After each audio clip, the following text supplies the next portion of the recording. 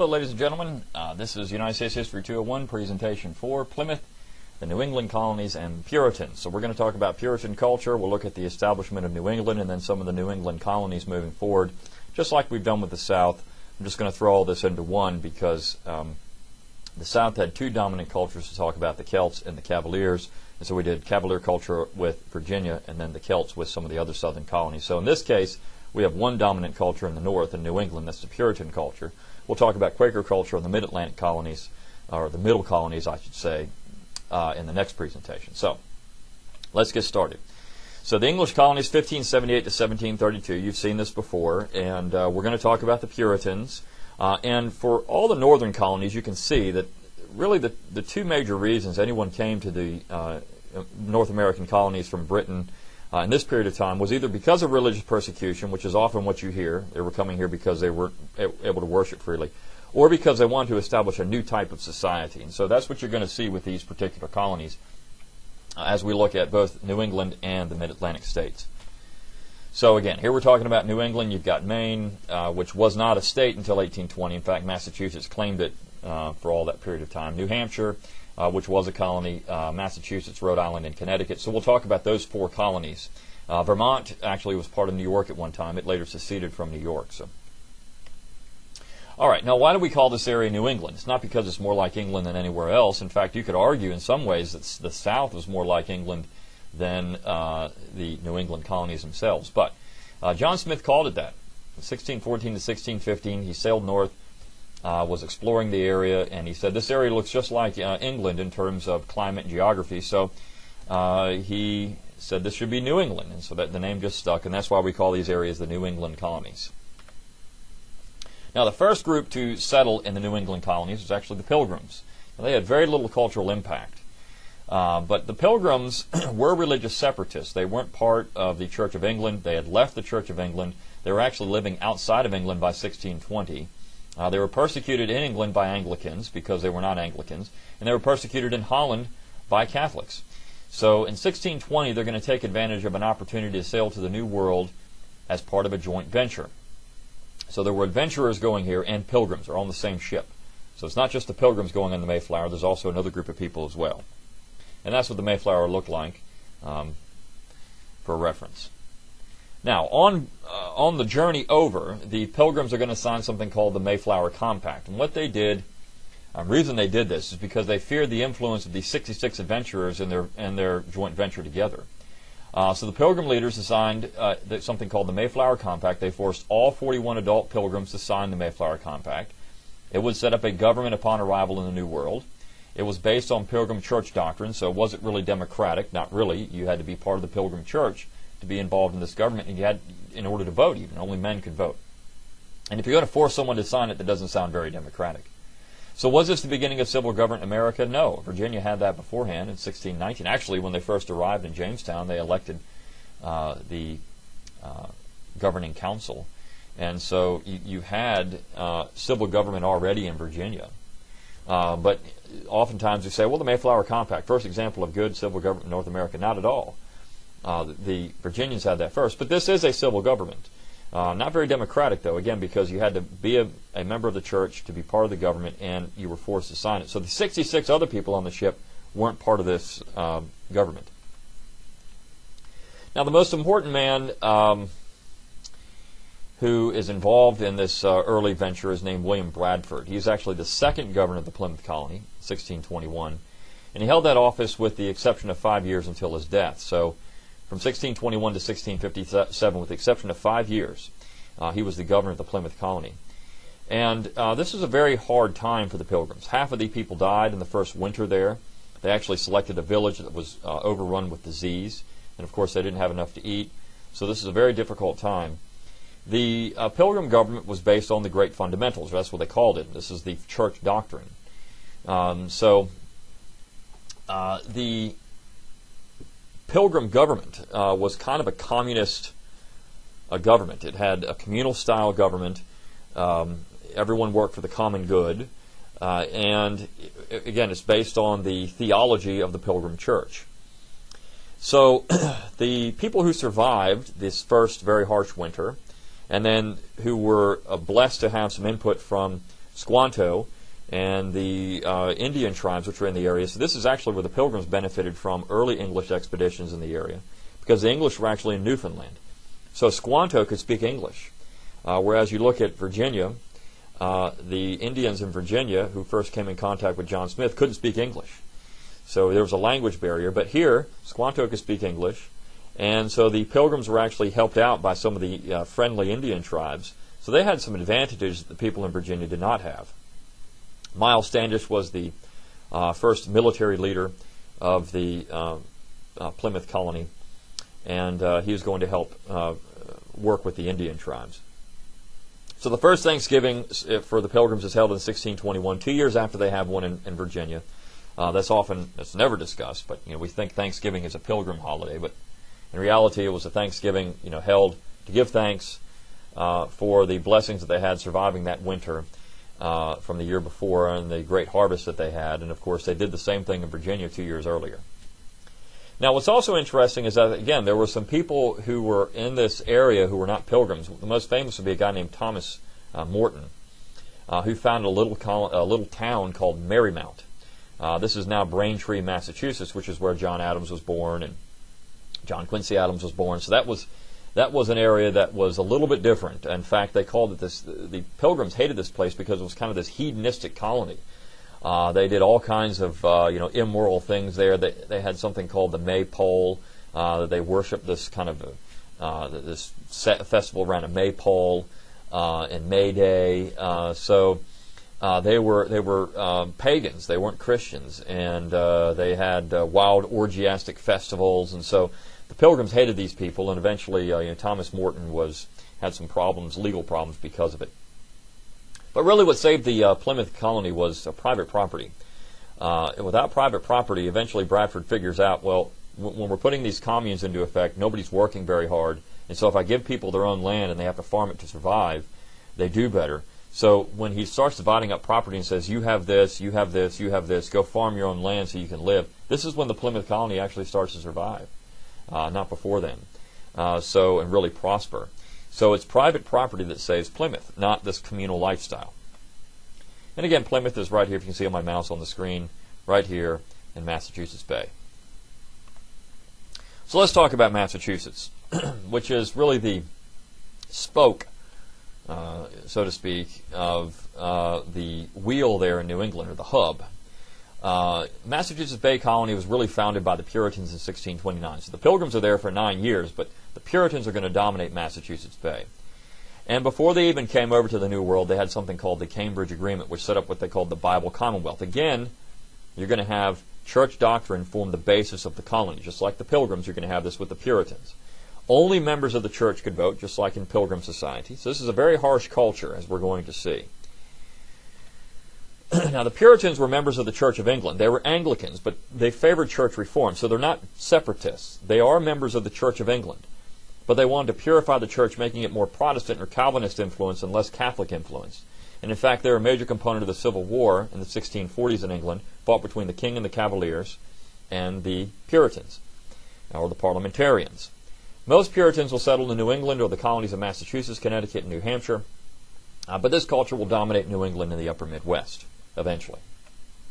So who were some of the important Puritans? Well, people like John Cotton, Puritan minister, had heavy intellectual influence in Puritan Massachusetts, really hated democracy.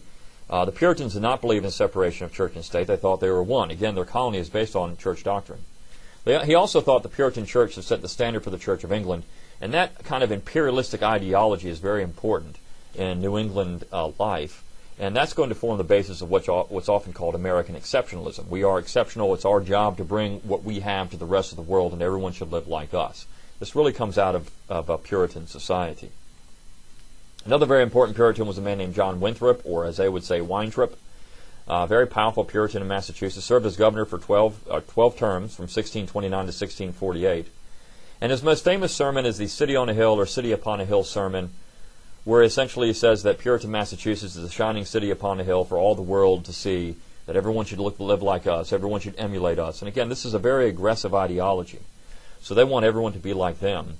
And the Puritans are aggressive. They're continually trying to annex other areas. They're kicking people out of Massachusetts who don't think like they do. They're Other religious sects are being harshly persecuted in Puritan Massachusetts.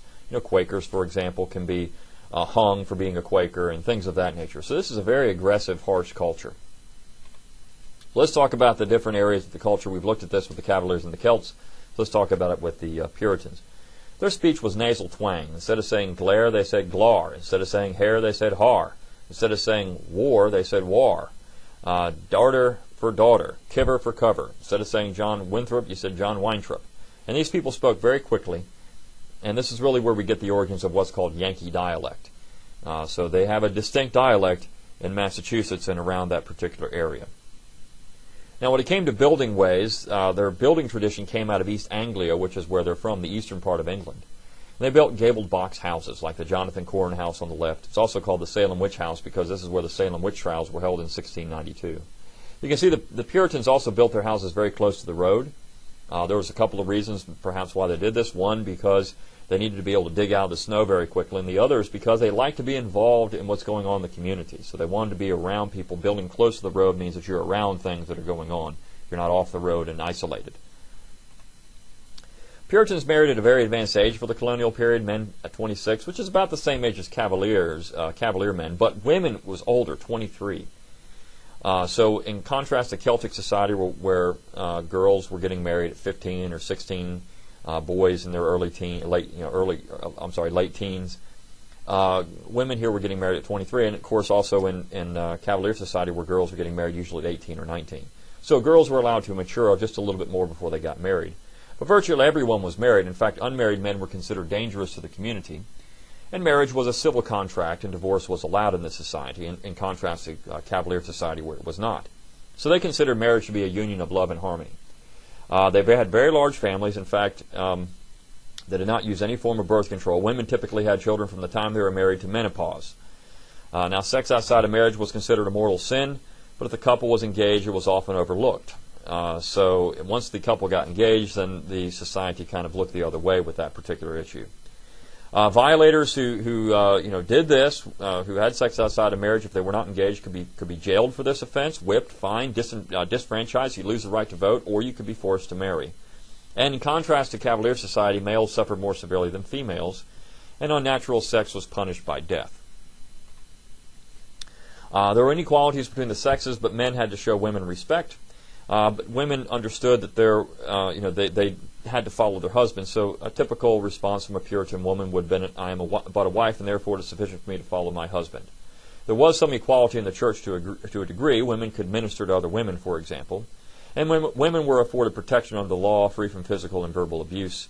And women could own property in this society, where in some cases they couldn't in other areas of the North American colonies. In terms of child-rearing ways, in this society, the children had their wills broken. So they were supposed to have respect and awe for elders, and they would be sent to other homes for additional rearing. So it's often said, children act better for other people besides their parents. And so it was a responsibility of the entire community to raise children. And this was very strict and rigorous supervision. Men, though, dominated the intellectual and spiritual life of their children. They were the head of the church, the head of the household, the head of the education, head of the religious instruction. So men had the primary role in that in Puritan society. When we get to the Quaker society, you'll see this as well. The kind of community raises children. You don't see that as much in Celtic and Cavalier society. The parents were the primary role, had the primary role there. So you often heard that term, it takes a village to raise children. But the difference between that and now, and I'll say this again with Quaker society, is that everyone in Puritan society was a Puritan. They all went to the same church. They all had the same moral background, the same values. And so sending your children to somebody else didn't change anything in terms of the moral instruction or the things that they would be allowed to do there. Whereas today, when you send, you don't even know who your neighbors are. You don't know what moral values they have, ethics they have, things of that nature. So you don't know what they're going to get. And that's the major difference in today's society contrasted to Puritan or Quaker society. In terms of religion, these people had exceptional austerity. They claimed to be a religion without ritual. So church was held in a basic meeting house or structure with no heat. Essentially, your service could change depending on the minister. So you had a lecture. You always had a lecture. And they called this a purification. And the lecture was there to serve as cultural continuity, to make everybody live the same. You didn't have that in your Orthodox churches. You had a short homily, and that was designed to talk about the gospel, but that was it. Here, though, you're trying to make people live a certain way. And this is your Congregationalist type churches, which you still have with your Baptist and Methodist churches, or your Pentecostal churches, or any of the churches that are considered Congregationalist. You had morning and afternoon sermons on Sundays that could last for a very long period of time. Here's the Old Ship Church, built in 1681. It's the oldest Puritan church still in Massachusetts. So that's what their church building looked like. Now, in terms of foodways, just like with church, no ceremony, very austere diet, cold baked beans, stale brown bread. All food was boiled together in a stew, but they didn't use any seasonings. They drank dark beer and apple cider. In fact, of course, one of the things that this area is most well known for is seafood. And some of the great food you can get, wildfowl and things of that nature. The Puritans didn't eat any of that stuff. So they actually fed lobster to the prisoners until they figured out this stuff was good, and then they started eating themselves. But this is what they fed to their prisoners. They had simple clothes and sad colors, meaning green, purple, brown, or dead leaf. Black was worn by the elders of the community and community leaders. Women did not wear makeup, and most people didn't have many teeth because the Puritans did not wash very often. In fact, washing was very uncommon. They put on their long johns for the winter and didn't take them off till the spring. They wouldn't get a bath sometimes of that entire period. So because people smelled so bad, they used scented leaves and powders to cover up the odor. Sportways. This is where we get all of our ball games from. So the Puritans basically invented the game of baseball, football. Eventually later you'll get basketball in the late 19th century, but the games that we associate with American sport today came out of Puritan society. Any games that fostered drinking or gambling were forbidden, and all members of the community participated in these games. So they'd have big games. The women and men would all participate, children, in these ball games they would have in Puritan Massachusetts. These people work very hard, and it's often called the Puritan work ethic, sometimes called the Protestant work ethic, but Puritan work ethic is more accurate. The Puritans believed they had a calling to a profession, they should do that well. So they might be farmers, they might engage in some domestic industry, they might engage in commerce. In fact, commerce is going to become the most important commodity in Massachusetts eventually. Puritans shunned wealth, at least initially, but they lived in a social hierarchy, so wealth did become important eventually. Most men had ample land, and in some cases land distribution was egalitarian, so everybody had equal land, but that was only in some cases. So at first, you can say there's a pretty austere life in the Bible Commonwealth. Now, order. Severe punishments for a number of offenses. So you would receive death by hanging for capital crimes, which included witchcraft. Now, witchcraft was used as a way to keep people in line, women in particular. So if a woman was getting out of line trying to buck the traditions of Puritan society, they would just accuse her of being a witch and then kill her. And so that did happen. Idolatry, worshiping an idol, they would say this was Catholics who do this kind of stuff, or Orthodox Anglicans who worship statues, right? So they call that idolatry.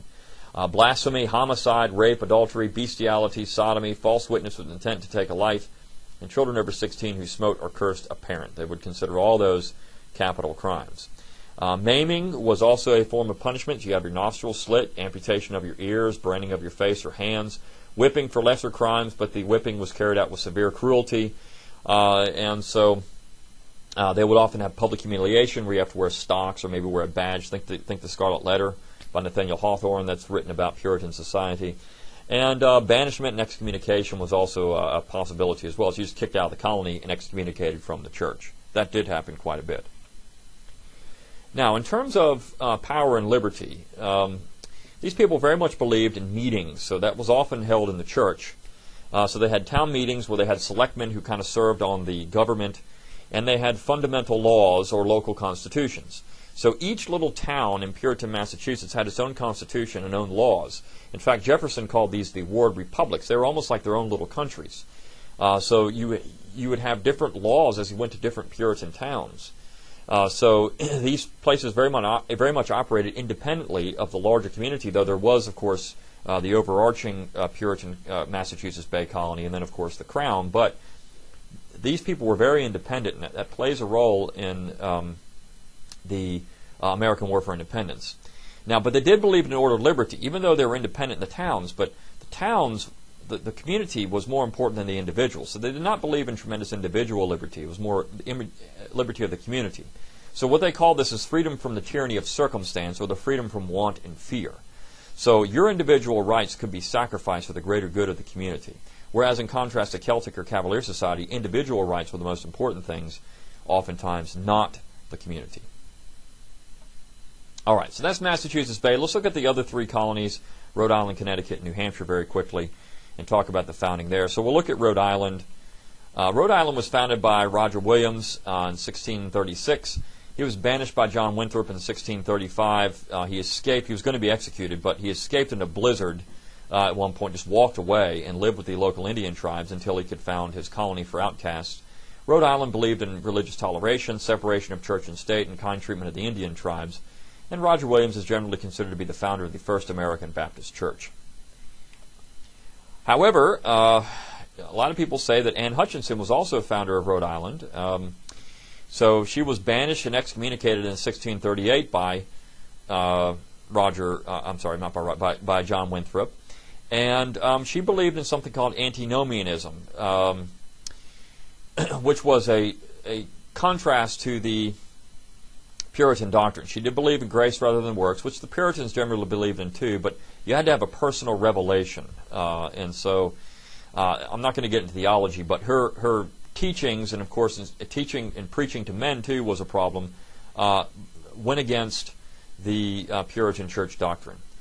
So she was a co-founder of Rhode Island. Eventually, she dies in 1643 because she and all of her family, with the exception of one child, will be killed in an Indian attack. All right, so Rhode Island is this little colony right down here. Okay. Next is Connecticut, founded by Thomas Hooker between 1635 and 36. He founded Connecticut because he had differences with Winthrop over voting privileges. Hooker was much more democratic, and so he left Massachusetts and formed a new colony. But ultimately, this was very similar to Massachusetts in form. In fact, they called this the Lower Plantations. And John Winthrop's son, John Winthrop the Younger, was the governor of Connecticut several times. So Connecticut was very much like Massachusetts. And again, Connecticut's right here in case you didn't know. And then finally, New Hampshire. New Hampshire was founded by John Wheelwright in 1638, and then when he fled to Maine, he founded Maine in 1641. He was a friend of Anne Hutchinson, and in fact he fled to New Hampshire after he was excommunicated by Winthrop, and then to Maine after Massachusetts aggressively sought to annex New Hampshire. So Wheelwright was trying to get away from the doctrine of the Winthrop-dominated Puritan church.